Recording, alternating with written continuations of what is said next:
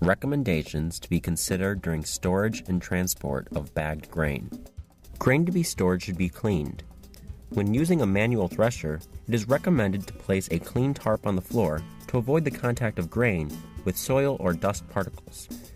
A careful removal of foreign material needs to be done before bagging. Use a cup to capture a sample of grain. This can be used to determine the moisture level of your grain. This will help keep your grain safe. Bags that are used for the transport and storage of grain must also be clean, with no holes. Once full, bags must be perfectly closed by sewing. During transportation, it is necessary to protect the load. The truck box must be clean.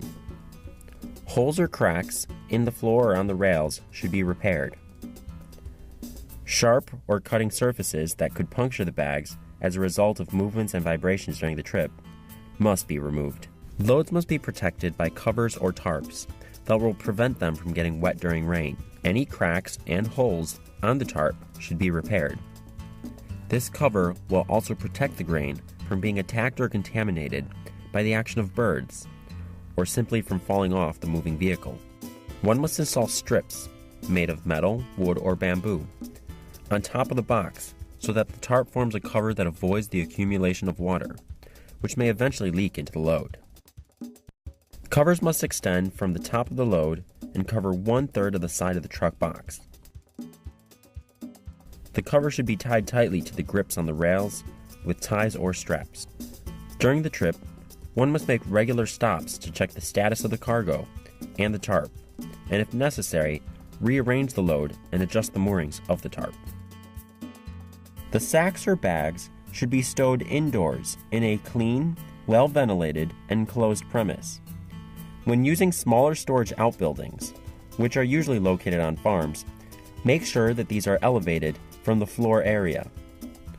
A useful, easy-to-apply device to avoid rodent infestation is the placement of metal or plastic strips on the legs of the structure. Each season, make sure that the roof will withstand rain and wind so that stored bags will remain dry at all times. The walls also need to provide protection against water and some sort of secure closure to keep the grain safe. On larger storage buildings, it is important to conduct seasonal inspections and repairs of roof and walls. This will prevent any moisture from getting inside the building. Install metal screens on ventilation orifices that allow air to circulate freely, but keep insects and rodents away. The entrance door should also provide a solid and secure closure. Inside the storage building, bags must be protected from the attack of rodents that may enter. Bait stations can be placed around the building, trying to place them close to the walls and corners. A clay, metal, or wood device with small openings can be used to keep the bait protected inside and avoid accidental intake by domestic pets or little children.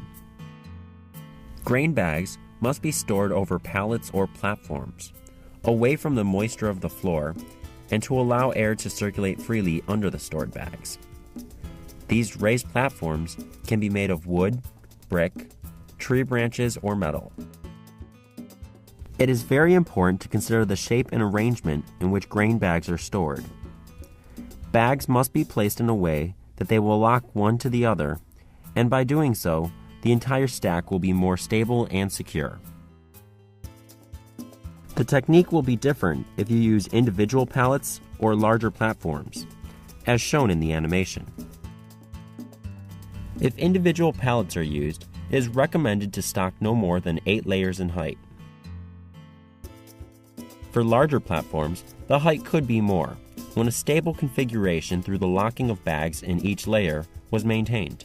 Make sure to leave enough room of separation between the stacks of bags and the outer walls. Also, enough room must be kept between the stacks to allow for an easy access. They should be built so that they will be relatively easy to inspect and determine the conservation condition of bags and grain, which is difficult if the piles are very large and compact. If there are problems, such as rodent, insect attacks, or bacteria and fungi activity, continuous and frequent inspections will allow us to apply corrective measures immediately after the problem has been detected. Under high humidity and high temperature during storage, it will be required to conduct periodic rotations of the bags so that they can be aired out. Early detection of problems will permit to apply corrective measures immediately as they appear.